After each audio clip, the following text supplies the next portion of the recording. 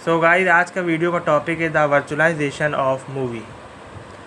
अब आपको मैं 3 सीक्वेंस में मैं अपनी चीज़ बताता हूँ।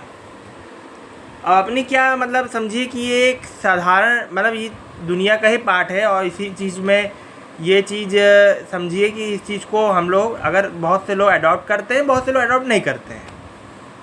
तो 3 सीक्वेंस का पार्ट है, जिसमें पहला पार्ट है कि the virtualization of a movie, कि हम लोग अगर ध्यान साधना का तो नाम आप लोगों ने सुना होगा, उससे हम लोग अगर देखिए वो ध्यान साधना की बात अपनी अपनी अलग रहती है। अब हम बात करने जा रहे हैं कि the creation form of a movie. जैसे कि अब आपको मैं बताऊं, आदमी के अंदर इच्छा रहती है कि मैं वो करूं, मैं उसको ये करूं, मुझे ये करना है, मुझे वो करना है।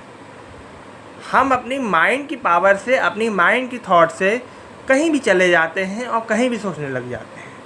ये एक सोच हुई।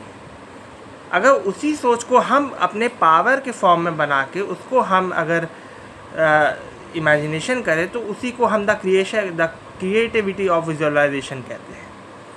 अब ये जानिए कि क्रिएटिविटी ऑफ विजुअलाइजेशन क्या होता है। तो बात करते हैं गाइस, हम जहाँ पे थे कि द क्रिएटिविटी ऑफ विजुअलाइजेशन क्या था।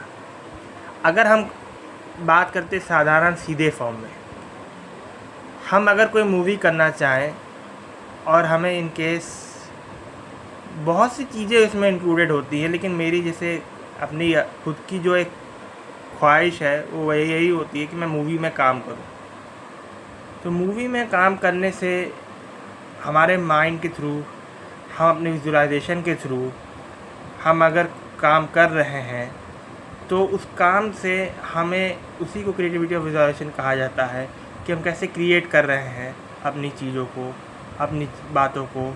तो उसी मूवी को हम अगर हमें काम करना है, सपोज दैट कि मेरी पहली मूवी जो मैंने अपनी क्रिएशन में अपनी मूवी किया वो थी टाइगर 3।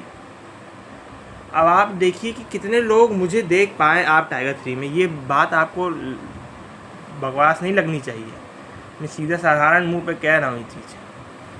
क्योंकि क्या है कि देखिए, एक होता है ठीक है, एक बात ज़रूर सही है कि फ़िज़िकल फॉर्म में काम करना एक अलग बात होती है कि हाँ मैं शरीर के फॉर्म से काम किया, मैंने दिखाया उनको। और एक बात होती है स्पिरिचुअल के फॉर्म में। तो मैंने स्पिरिचुअल वे में किया काम, इसलिए थैंक यू आज के लिए।